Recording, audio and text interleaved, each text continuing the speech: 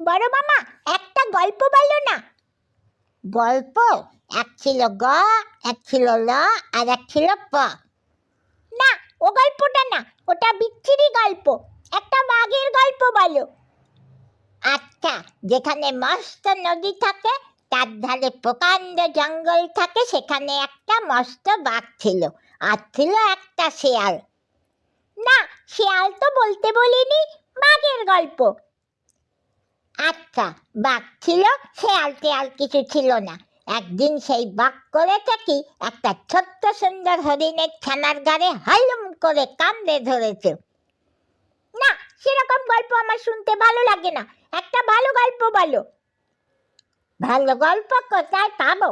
আচ্ছা শোন, এক ছিল মোটা বাবু আর এক ছিল রোগা বাবু। মোটা বাবু কিনা মোটা, তাই তার নাম বিশ্রামভার, আর রোগা বাবু কিনা রোগা, তাই তার নাম কানাই। রোগা কানাই বলল, মোটা বিশ্রামভার, তোমার এমন বিচ্ছিরি ঢাকাই জ্বালার মতন চেহারা কেন? মোটা বিশ্রামভার বললে, রোগা কানাই, তোর হাত পা কেন কাঠির মতন, হাড় গিললে ঠ্যাঙের মতন, রোদে শুকনো দড়ির মতন? তখন তারা ভয়ানক চটে গেল। রোগা বললে, মোটকা লোকের বুদ্ধি মোটা, আর মোটা বললে, রোগা লোকের কিপটে মন। মোটা আর রোগা তখন খুব ঝগড়া করতে লাগলো। তারপর তারা বলল, আচ্ছা চল পণ্ডিতের কাছে, বইতে কি লেখা আছে জিজ্ঞাসা করতে হবে। তখন তারা দুজনেই পণ্ডিতের কাছে গিয়ে নালিশ করলো।